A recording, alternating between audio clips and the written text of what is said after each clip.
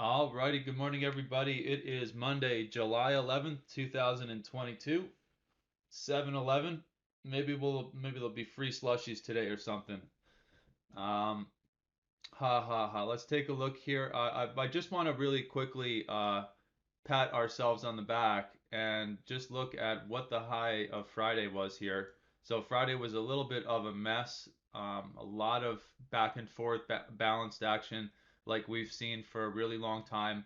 But the key thing I want to point out is we came up right to 39.22, our next expected resistance level, and failed to the tick from that level. And now, as you can see, coming into Monday morning, we've been pulling back from that high we made on Friday.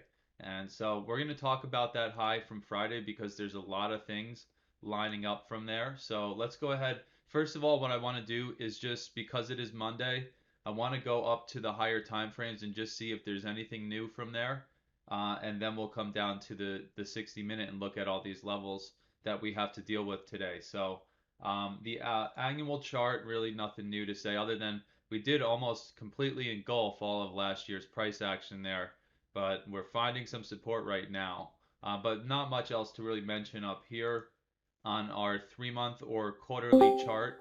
We still do have a nice bullish divergence from the low we made, and now I'm trying to remember back to what low we actually made. Was it last? I think it was 2 weeks ago. So from the low we made 2 weeks ago, we do have a 3 month or quarterly potential bullish signal from there. And then down on our monthly, we have the agreement from that low as well. So again, it's the same picture that we've seen on these higher time frames for quite a while now. Some potential bullish clues as things pull back here. And down on our weekly chart, we also have, not only do we have the bullish divergence from that low we made, so it looks like it wasn't 2 weeks ago, it was actually 1, 2, 3, 4 weeks ago was that major low where we got the confluence of bullish signals. So again, that's weekly, monthly, and quarterly, all showing a bullish signal from there. And ever since, we have been attempting to break out to the upside. I believe also on the daily, we also had the bullish divergence down there. So pretty much every single high time frame gave us a bullish signal back in mid-June, and ever since then we tried to go ahead and break out until we came up and made the highs at the end of June. So at the end of June, remember we talked about maybe a little bit of a messy looking bearish signal on the daily, but if you go up to the weekly had a very clear bearish signal, and the monthly just doesn't have enough resolution to see off of that high. But the weekly, and remember our daily, and then our 4 hour from that high we made back here at the end of June with the double top was also a bearish signal. So from that point, the market started pulling back, and we got just about a 61.8 to 70% retracement of that whole leg. And now the bulls are trying to recover and come up and make some new highs. Now here's the problem. We came up and came right into, and again, this is the high from Friday. We came right into 39.22, and we're starting to pull back from there. That high, let me just go up to the weekly. Um, Take that back. Let me go up to the daily where there's enough resolution here. From the daily perspective, Friday's high gave us a nice clear bearish divergence. So we've got a bearish divergence on the daily from Friday's high. On the 4 hour, look at this beautiful formation here. We came up right into that just in front of 1650, our major eye level, got the pullback, then bounced up right to 22 here. And on the 4 hour, you can see again a nice, beautiful reversal pattern, or if you want to interpret it in this way, an exhaustion pattern for the bears.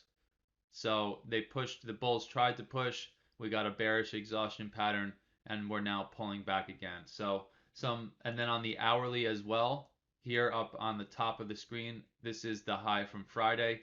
We also have basically the exact same price formation or signal that we did on the 4 hour. So a lot of clear bearish signals from Friday's high. And ever since that point, we have pulled back from 39.22 all the way down to our overnight low at 38.63 half. So we've got what, about 50, 60 point pullback so far. And that's what brings us into this morning.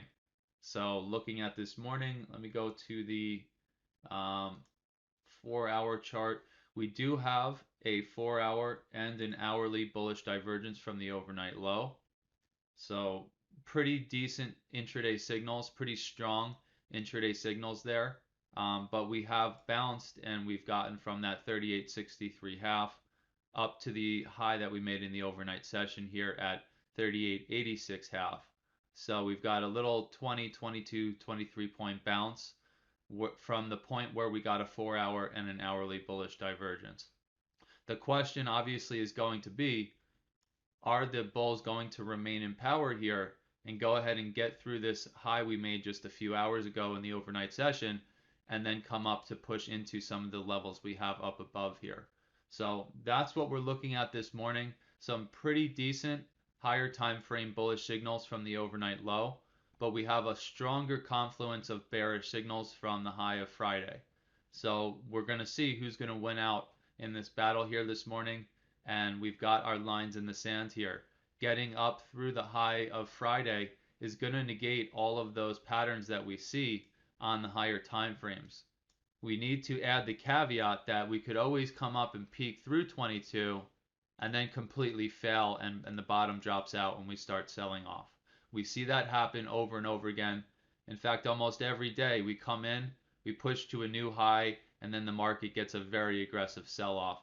And then you see it slowly inch up, comes up a few points higher, and then we get a nice strong sell-off from there. So this morning, if we do end up getting through all of the resistance from Friday's price action and we get through the high, remember, just peeking through it or coming up to the next ledge of resistance and then failing means that we're probably going to get that follow through back down. But for now, we do have that bearish signal. So getting through it and holding up above it. So if we come up and they push up and they pull back and then we hold and start coming up, that will be our clue to target these areas up above.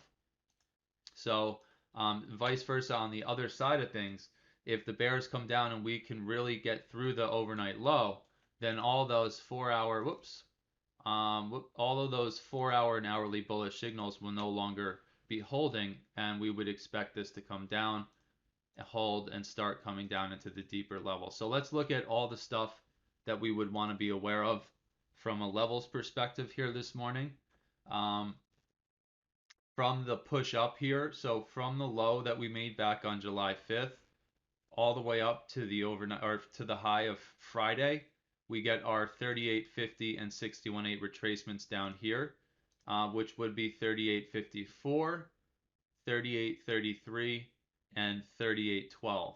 So those are the three larger retracement levels to the downside. And then if we zoom all the way back out, remember we still have the 50 and the 61.8 retracement to the upside. So those are still there, they haven't changed. And the first one was 38.22 or 39.22. That's exactly where we made that failure from Friday. So that's the 50% to the upside. And then finally the 61.8 is up here just about 39.87, 39.88, just above our major level there at 39.84. So those are the larger perspective retracement levels that we want to be aware of. And then we have this smaller leg, which is the high of Friday down to the low of the overnight session. And I just want to point out, and just let's take a look at this. We bounced up and came right to the 38 and failed in the overnight session. So from Friday's high down to the overnight low, we've already found resistance right at the 38% retracement. In fact, if you look at the retracement of the price action from just this overnight session from Sunday coming into now, and let me just make sure, I believe it was right there down to, wrong button. From right here all the way down, we came right to the 61.8 of the overnight leg. So we have the overnight leg, we hold the 61.8 to the tick, and we also have the leg from the high of last week down to the low, which happens to be the 38. So beautiful fib confluence from this rejection point that we made a few hours ago. But we have the 38 here of the leg down from Friday's high. We have the 50% here at just about 38.92, and then the 61.8 up here about 38.99. Now, there's one other thing I want to mention up above here, and that is the little gap that we made from Friday going into Sunday's Globex. So we closed here on Friday at 39.05 half, and then opened on Sunday at about 3900 right here. So just be aware there is a 5 point opening or open gap right there from Friday going into Sunday. So I marked that with our dotted red line there, that thin line, 3900 and 3905 half. 3905 half, like I said, also happens to be obviously the close of Friday. So we've got those up there as well to be aware of this morning. Um, let's see, what else is there to mention within this little area? We have obviously 50% of Friday's price action sitting there. And then we also have our orange power level kind of right where we're playing around right now. So you guys should know the interpretation as far as where we are in terms of the daily power levels. Obviously staying above the previous day's low, staying above the OPL, staying above 50% of last week. These are clues for the bulls, and not being able to stay above them would be clues for the bears. So those are those levels there. And let's now talk about just some of the major and minor levels that are within this leg up from the July lows. Um, Again, we've got 38.53 lining up with our 38% retracement here. So we've got 53 to 54 as a little pocket. We also have this level that we've been watching for probably 2 days from last week. And that is this little pocket from about, and let me get the actual number, 38.48 half to 38.49 half. Another area that isn't a major or minor eye level that kind of sticks out to me as a potential support level if price does pull back to that area. Then we have this little pocket, basically the retracement level I mentioned, down to a point below it. Another little pocket that to me would make sense for some support. And let's see if there's anything else. You can see that our minor eye level 38.12 happens to be exactly the 61.8 retracement, the larger retracement of the leg up. So we've got that there. And then outside of the major and minor eye levels, the only other pocket I see as a potential support down below is this pocket we watched back on Friday, somewhere about 37.83, sorry, 37.89 to 37.93. And then from there, it's just all major and minor eye levels. If they end up pushing through 37.35, remember that we do have this pocket down here, and I'm going to mention this stuff today so that for the rest of the week I don't have to mention these levels. We have this one pocket here, 37.09 up to this swing at 37.13 half. So that would be the only other thing on the chart that isn't a major or minor eye level down in this part of the chart. So be aware of that pocket. And then on the other side of things, if we were to break out and push up through these retracement levels, get through the gap from Friday into Sunday's Globex, get through the 50% of Friday, and we can push through 16 half and the high of Friday up here at 39.22, then it's right up to the same levels that we talked about last week up above us. So I'll mention some of them today, and then the rest of the week, I'm not going to mention these levels because I don't want to have to keep repeating myself. So we have the area here, 39.40 to 39.50. Been talking about it for a while. That was exactly where the market rejected about a week or two ago. Up above there, we've got the major eye level 39.84, and then the final retracement level of that whole sell-off, which is up here at 39.88 half. So we've got that, and then it's major and minor eye levels all the way up, and other than this little area of structure that I need to update out to at least the 12th now. In fact, let's just make it the 15th. I don't think we're going to get there today. So we've got this pocket, remember, 4,006, about 4,015, and then about 4,030 with that minor eye level sitting in between at 40.23. So that's still going to be in play until we get up there and either test it or break through. So let's go ahead and update those levels so they're on our short time frame charts. And that's basically it. I did highlight the pocket from the minor eye level 40.42 up to the high at 40.44. So a little 2-point pocket of potential resistance there. And then we do have that major swing low at 40.74 that we've been talking about for months now, probably.